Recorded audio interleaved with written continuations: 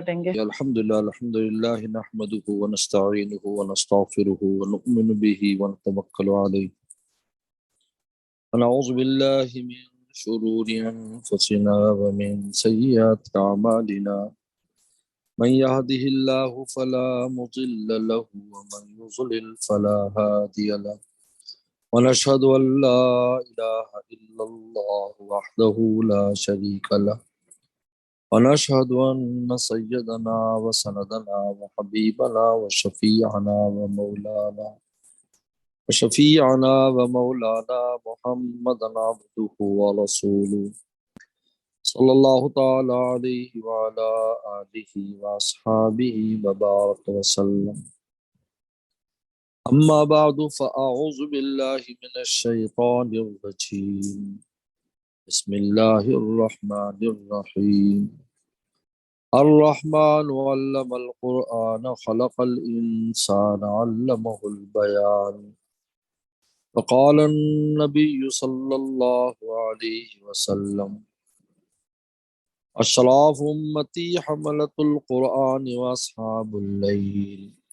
وقال النبي صلى الله عليه وسلم الحمد لله الذي كفى آوانا وكفانا فكم ممن لا مووي له ولا كافيا أو كما قال عليه الصلاة والسلام. صدق اللہ وصدق رسوله النبی الکریم. آج کی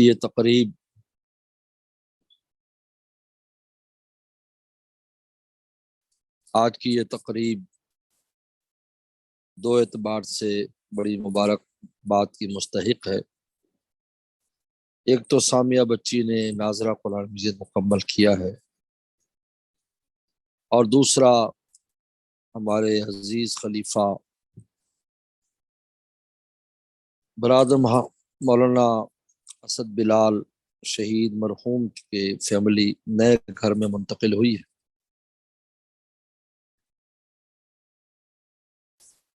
مکان بھی ایک اللہ تعالیٰ کی بہت بڑی نعمت ہے. گھر مل جانا، چھت ہونا، اپنی چھت ہونا بہت بڑی نعمت ہے. پیغمبر صلی اللہ علیہ وسلم جب رات کو بستر پر دراز ہوتے تھے تو یہ دعا پڑھتے تھے، الحمدللہ الذی آوانا و کفانا. تمام تعریف اس اللہ کے لیے جس نے ہمیں ٹھکانہ دیا، و کفانا، اور ہمارے لیے کافی ہو گیا. فکم ممن لا مووی لہ ولا کافیہ. کتنی دنیا میں اتنی مخلوقات ہیں، ان کو کوئی ٹھکانہ دینے والا نہیں ہے، ان کی کوئی کفایت کرنے والا نہیں. یہ بہت بڑی نعمت ہے،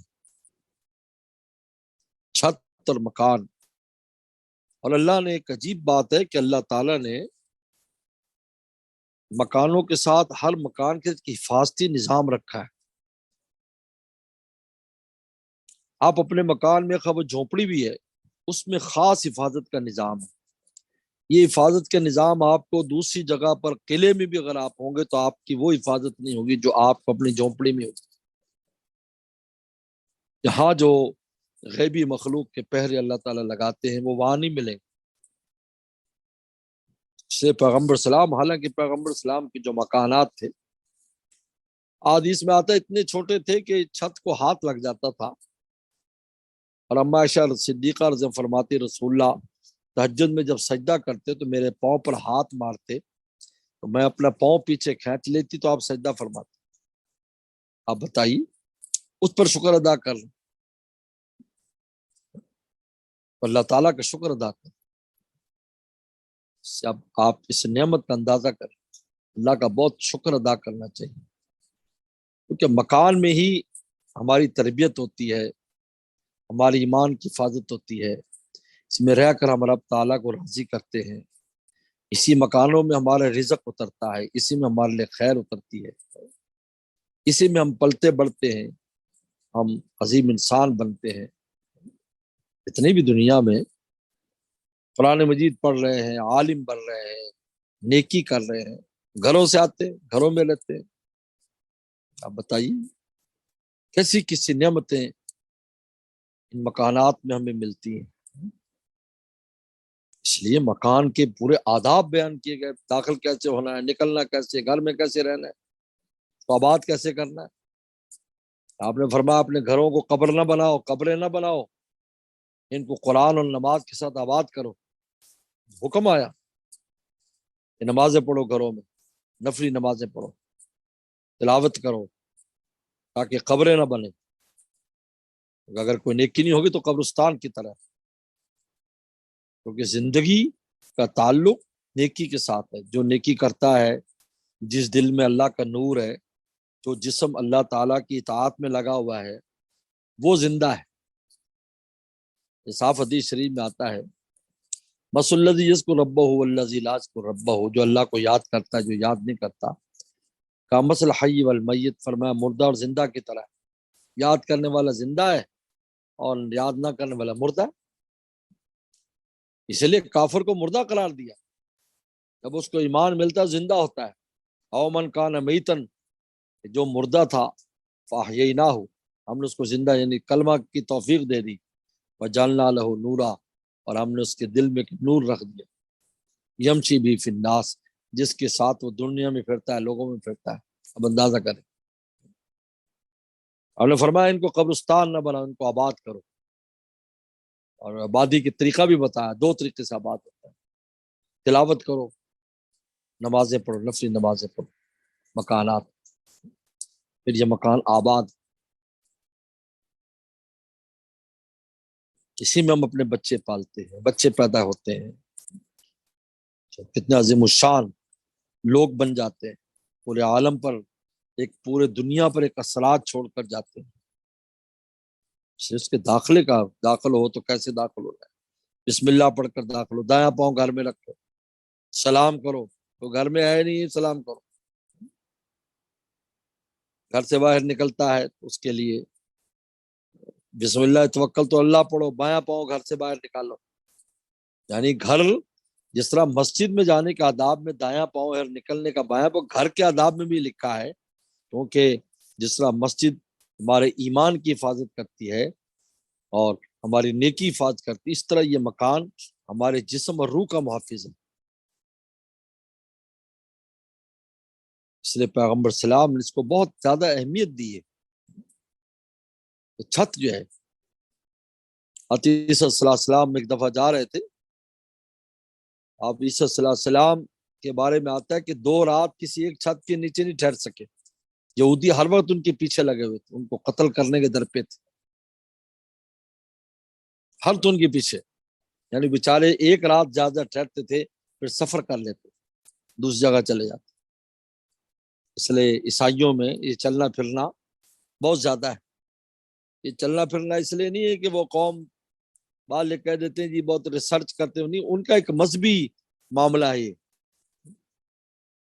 جس طرح تبلیغ میں جانا، جہاد میں جانا، اور دین کے لیے سفر کرنا، تجارت کے لیے سفر کرنا، یہ مومنوں کا خاصہ ہے، کیونکہ حضور صلی اللہ علیہ وسلم کی ذات اقدس میں چیزیں پائی جاتی تھیں، تو ان کا پھرتے رہنا ادھر۔ تو حضرت عیسیٰ السلام ایک جگہ ٹھہرتے نہیں تھے اور ٹھہرنے نہیں دیتے تھے۔ تو ایک بار ایک پہاڑ کا سفر شروع کرنا تھا، تو بڑی گھن گرج اور ایسا موسم ہو گیا کہ بالکل ہلا دینے والا، کیلے تھے، تو دیکھا کہ کچھ ٹھکانا سمجھ میں نہیں آ رہا تھا کہ بارش ہو جائے گی تو میں کہاں جاؤں، کوئی ایسی جگہ نہیں جس کے نیچے میں پناہ لے سکوں۔ تو دیکھا ایک چوہا اسی گھن گرج سے دوڑتا ہوا اپنی بل میں چلا گیا، تو آہ بھر کے اللہ، اس چوہے جیسا بھی میرے پاس کوئی ٹھکانا نہیں کہ میں اپنا سر چھپا سکوں۔ خیر پھر اللہ تعالیٰ نے اپنی عنایت فرمائی اور کسی غار میں چلے۔ تو بہرحال یہ اللہ تعالیٰ کا یہ فضل ہے کہ انسان، ہمارے والد صاحب رحمۃ اللہ علیہ بھی عجیب ان کا مزاج تھا، چونکہ ہم یہاں پر مسافر ہی تھے، مہاجر تھے، مسافر تھے، قوم قبیلہ تو تھا نہیں یہاں پر باول نگر میں۔ تو پوری زندگی والد صاحب رحمۃ اللہ علیہ ایک مکان مدرسے سے باہر، چھوٹا سا مکان، ہماری زبان میں 5 مرلے کہہ لیں، اور کراچی میں زبان میں 120 گز کا کہہ لیں، 100 گز کا کہہ لیں، ایسے چھوٹا سا مکان ہمیشہ رکھتے تھے. وہ کرایہ پر رہتا تھا، کوئی کرایہ والا تھوڑا بہت آتا. تو والد صاحب سے پوچھا کہ اس کی کیا ضرورت ہے؟ مدرسے میں مکان، اچھا کشادہ مکان موجود ہے. تو بڑی عجیب بات فرمایا کہ دیکھو یہ وقف جگہ ہے، وقف جگہ تو انسان قسمت بھی چھوڑنی پڑ جائے گی، یہ کوئی ملکیت تو ہے نہیں. جب تک آپ خدمت کر رہے ہیں تو آپ ہیں، جب خدمت نہیں کریں گے تو آپ کو جانا ہوگا، وقف چھوڑنی ہوگا. اگلا آدمی آئے گا، جیسے سرکاری مکان ہوتے ہیں، افسر چلا جاتا ہے تو دوسرے کے لیے چھوڑنا پڑتا ہے. تو فرمایا کرتے کہ آدمی اگر بھوکا ہو، فاقے سے ہو، اپنے ہونٹ پر تیل لگا کر باہر نکلے تو لوگ کہیں گے یہ حلوہ کھا کر آیا ہے. ہاں وہ فاقے سے ہو تو اپنے فقر کو چھپا سکتا ہے دوسروں سے، کیونکہ فقیر کو لوگ حقیر سمجھتے ہیں. لیکن اگر ٹھکانا نہیں ہے، اپنے بیوی بچوں کو سڑک پر بٹھائے گا، کتنی ذلت ہوگی. اور میں نے اس لیے لیا ہے، یہ مکان رکھتا ہوں، دان خواستہ اگر مجھے یہاں سے جانا پڑے تو میں تو یہاں میرا کوئی قوم قبیلہ تو ہے نہیں، کسی گھر میں چلا جاؤں گا تو میں اپنے بال بچوں کو وہاں پر رکھوں گا تاکہ ان کی عزت کی حفاظت ہو. یہ ان بڑوں کی سوچ دیکھیے آپ. تو بہرحال اللہ تعالیٰ ٹھکانا دے، اب جس ٹھکانے کو آباد کرنا ہوتا ہے اس کو آباد کرے. آباد نیکی کے ساتھ ہوتا ہے. یہ چار دیواری میں اللہ کی حفاظت اور غیبی نظام ہے اگر ہم نیکی کریں گے. آج شکایات کیوں ہیں گھروں میں؟ اتنی شکایات ہیں کہ ہمارے گھر میں یہ مصیبت، اس لیے کہ نیکی نہیں ہے، شیاطین کا تسلط ہے، بلائیں ہر وقت نازل ہوتی ہیں. گانے چل رہے ہیں، فلمیں دیکھ رہے ہیں، ڈرامے چل رہے ہیں، پتہ نہیں کیا کچھ گھروں میں ہو رہا ہے. الامان والفیظ، آگ لگی ہوئی آگ. ہوش بھی نہیں ہے ہمیں اس بات کا، ہم نافرمانی کر رہے، نمازیں نہیں پڑھ رہے. خصوصاً خواتین تو بہت سست اس میں نماز کے بارے میں. اب اس کی وجہ سے اتنے مسائل اب گھروں میں مشکلات ہیں. جبکہ پیغمبر صلی اللہ علیہ وسلم صحابہ سے فرماتے تھے میں تمہارے گھروں کو تلاوت سے پہچانتا ہوں، چونکہ میں راتوں کو گزرتا ہوں تو میں پتہ چل تمہارے لہجے بتاتے ہیں کہ یہ فلانے قبیلے کا، یہ وہ ہے فلانے قبیلے کا. صحابہ کرام گھروں سے تلاوت کی آواز آتی تھی، رات کو قرآن پڑھ رہے، مرد بھی پڑھ رہے، عورتیں پڑھ رہی. کہ میں آوازوں سے پہچان لیتا ہوں، میں پھرتا ہوں جب مدینے میں رات، پہچان لیتا ہوں کہ یہ جو تلاوت ہو رہی ہے یہ قبیلہ بنا، یہ بنو طے ہے، یہ بنو اشر ہے، فلاں فلاں. خدا آپ نے ابو موسیٰ اشعری سے ایک بار فرمایا کہ ابو موسیٰ اشعری رات تو قرآن پڑھ رہا تھا، تیرا پیغمبر باہر کھڑا ہو کر سن رہا تھا، اور رونے لگا حضرت مجھے پتا ہوتا اور خوبصورت کر کے آپ کو سناتا. ہمارے بزرگوں میں، مجھے کراچی میں دارالعلوم کراچی جو ہے مفتی شفیع صاحب رحمہ اللہ نے جو بنایا ہے، اس کے بالکل سامنے برما کے مہاجرین کی کالونی. تو ہمارے جہاں چونکہ برمی طالب علم بہت پڑے ہیں حضرت والد صاحب کے دور میں، جو ہجرت کر کے آتا تھا تو باول نگر ہی آتے تھے یہ راستے میں، یہاں پڑھ کر 300 400 طلبہ. تو پھر یہاں سے کراچی چلے گئے، وہ وہاں گورنمنٹ نے جگہ الاٹ کر دی تو دارالعلوم کے سامنے. تو لوگوں میں بھی قرآن کا بہت شغف تھا، پڑھتے بھی خوبصورت ہے ان کے پرانے لوگوں میں. تو رات کو قرآن مجید گھروں میں پڑھنے کا آوازیں آتی. حضرت مفتی شفیع صاحب رحمۃ اللہ علیہ کبھی کبھی رسول اللہ کی سنت پر عمل کرتے ہوئے اس بستی میں چکر لگا. سو بستی تھی، اتنا آبادی، جھونپڑیاں تھی، چھوٹے کچے پکے مکان تھے، ان میں سے آوازیں قرآن مجید کی پڑھنے کی آتی تھی. آپ بتائیں جب قرآن پڑھا جاتا ہے تو فرشتوں کی جماعتیں اترتی. تو قرآن کی عجیب ہوا ہے، جب قرآن پڑھیں گے فرشتے اتریں گے. حضرت نانوتوی مولانا قاسم نانوتوی رحمۃ اللہ علیہ فرمایا کرتے تھے کہ فرشتے دو نعمتوں کے لیے آسمانوں سے آتے ہیں، ایک تلاوت قرآن کے لیے، اور ایک جب کوئی گناہ گار بندہ روتا ہے اپنے گناہوں پر تو اس کے لیے اترتے. گھروں کی آبادی اس سے، چاہے ناظرہ قرآن ہو، مسئلہ بچی سامیہ نے قرآن ناظرہ ختم کیا ہے، بڑی نعمت ہے، بہت بڑی نعمت ہے، کیونکہ تلاوت ضروری نہیں کہ زبانی ہو، بلکہ دیکھ کر تلاوت کرنے کا اجر بڑھ جاتا ہے، پڑھنے کا اجر بھی ہے، قرآن کو دیکھنے کا اجر بھی ہے، اس کو چھونے کا اجر بھی ہے، چومنے کا اجر بھی ہے۔ اور عمر رضی اللہ تعالیٰ نے چوما کرتے تھے، یہ بات مفتی رشید احمد صاحب لدھیانوی رحمۃ اللہ علیہ بتایا کرتے تھے، اور ان کو مفتی شفیع صاحب نے بتائی۔ حضرت عمر رضی اللہ کا معمول تھا کہ قرآن مجید جب ہاتھ میں لیتے اور اس کو چوم تو کہتے عہد ربی منشور ربی عز و جل، یہ میرے رب کا عہد نامہ ہے اور ان کا قانون نامہ ہے، چومتے اور پھر تلاوت فرماتے، کئی کی نعمتیں جمع ہو جاتی ہیں۔ تو قرآن مجید ناظرہ اچھا پڑھا ہو، اچھا عجیب بات ہے کہ یہ بھی جو قرآن مجید اچھی طریقے پر ناظرہ پڑھتا ہے اور اس کی تلاوت کا معمول رکھتا ہے، یہ بھی قرآن کی حفاظت میں حصہ ڈال رہا ہے۔ الرحمن علم القرآن کی شان میں یہ بھی شامل ہے کہ رحمان اس کو قرآن سکھایا ہے، کیونکہ یہ وحی الہی اس قدر بھاری ہے۔ اللہ فرماتے ہیں ہم پہاڑ پر نازل کریں تو وہ ریزہ ریزہ ہو جائے، لیکن پھر ہماری زبان پر قرآن چڑھ جاتا ہے اور ہم اس کو پڑھ لیتے ہیں، یا الرحمن اللہ کی رحمت شامل حال ہوتی ہے، تب آدمی اس قابل ہوتا ہے۔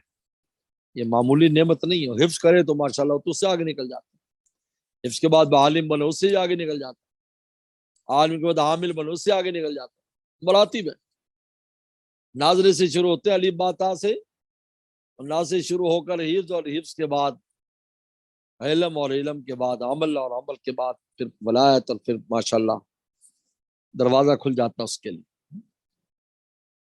جو قرآن مجید کو صحیح طرح پڑھنے کی کوشش کرے، حکیم محمد تھانوی رحمہ اللہ اس کی بڑی تاکید فرماتے ہیں، انسان کو قرآن مجید کو کی تصحیح کرنی چاہیے، صحیح قرآن پڑھے، پھر اس کی تلاوت کا معمول رکھے روزانہ۔ میں تو کہتا ہوں پیغمبر السلام نے یہ جو حدیث فرمائی ہم سست لوگوں کے لیے، آپ نے صحابہ سے پوچھا بتاؤ کسی کو پسند ہے کہ اس کو 10 اونٹنیاں روزانہ ملے؟ میں نے کہا جی بالکل پسند ہے۔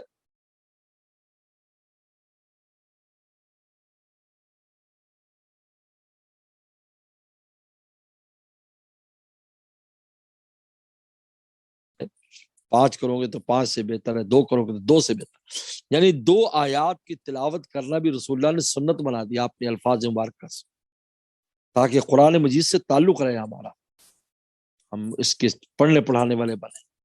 بہت بڑی نعمت ہے یہ، اس لیے قرآن مجید سے خصوصی، اور پھر گھروں کی آبادی میں نے بتایا قرآن کی، بلکہ دل کی آبادی بھی اس سے، نے فرمایا کہ زنگ لگ جاتا ہے دل کو، جس طرح لوہے کو زنگ لگتا ہے، اور زنگ 2 چیزوں سے ختم ہوتا ہے، ایک موت کی یاد سے اور تلاوت قرآن سے، اس سے یہ زنگ ختم ہوتا ہے۔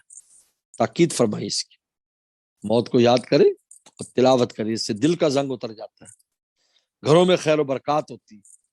زمین اللہ نے زمینوں میں خیر بھی رکھی، شر بھی رکھی، زمین شر کا ذریعہ بن، گھر شر کا ذریعہ بن جاتا ہے، کئی جگہ منتقل ہوئے اور وہ جناب بیماریاں شروع ہو گئی، مصائب شروع ہو گئے، کیونکہ اس میں شر بھی تھا۔ لیکن جب ہم نیکی کریں گے، اللہ اللہ کریں گے، دعا کریں گے، اور تو پھر وہاں صدقہ خیرات کریں گے تو وہاں سے شر نکل جائے گا، نیکی رہ جائے گی، بہت آسان ہو جاتا ہے۔ اور گھروں میں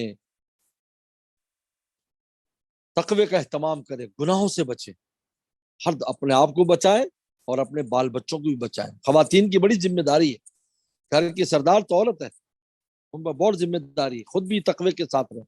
ہمیں اپنی اولادوں کو تو نیک بنانے کی بہت فکر ہے، اور خود نیک نہیں بنتے، خود نہیں آتے، بھائی تم نیک بنو گے اولادیں خود نیک بن جائیں۔ ہمارے قریبی بزرگ دفن ہیں، ہمارے چشتیہ سلسلے کے بہت بڑے اکابر بزرگوں میں سے خواجہ فرید الدین شکر گنج رحمۃ اللہ علیہ بالکل ساتھ ہے۔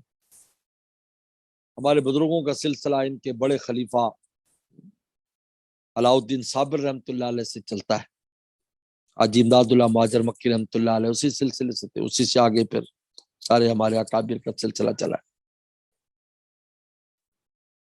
تو وہ جب بڑے ہوئے تھوڑے 3-4 سال کی عمر ہوئی تو پھر قاری اور حافظوں کے پاس لے جاتے ہیں، حافظہ کے پاس لے گئے قرآن مجید کے لیے، انہوں نے کہا ہاں بھی چلو پڑھو بھی، بسم اللہ پڑھائی، اس میں پڑھائی تو سورہ بقرہ پوری سنا دی۔